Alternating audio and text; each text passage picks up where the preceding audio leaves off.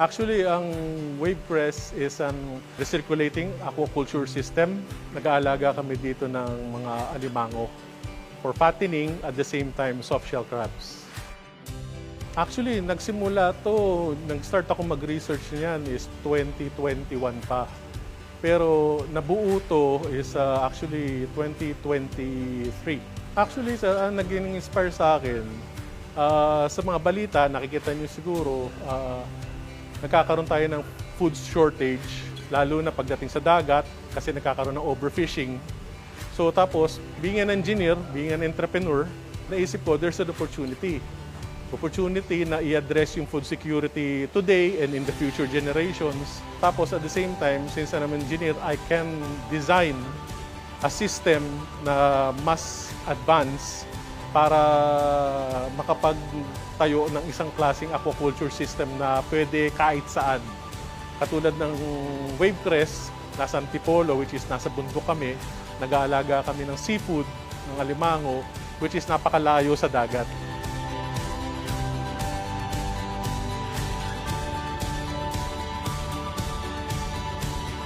Ang RAS system, isang modern na system na kung pwede kang mag-aquaculture kahit saan kasi yung tubig na gagamitin mo either seawater, brackish water, or fresh water, ang gagawin niya is iikot lang ng iikot yung tubig, fi-filter mo lang yung mga dumi ng isda, dumi ng mga alimango, mga pinagkainan nila.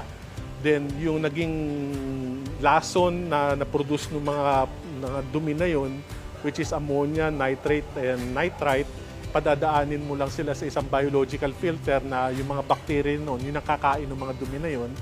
Then dadaan siya sa UV filtration, then pwedeng bumalik na ulit siya dun sa mga alimango, sa mga isda. So malinis na kagad. Hindi ang RAS, hindi nagtatapon ng tubig sa ilog, hindi kami nakaka-contribute sa water pollution.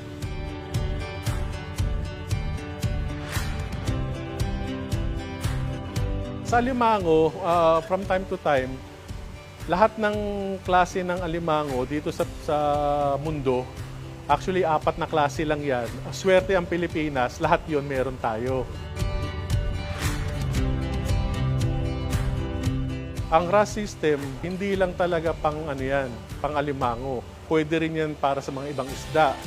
Actually, ang RAS system din, meron din mga tinatawag na hybrid.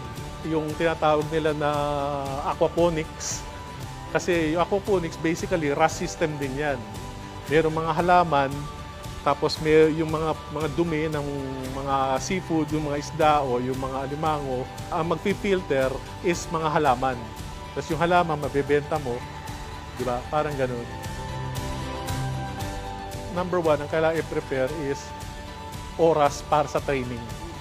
Research and training. Actually, yung pinagdaanan ko, mga 2, halos 3 taon muna ako nag-aral bago ko sinimulan to. At nag-undergo ako ng mga training din, actual on-the-spot training, bago ko sinimulan to. At nung sinimulan ko na, hanggang ngayon, aral pa rin ang aral kasi hindi pwedeng tumigil kasi nag-e-evolve yung industry.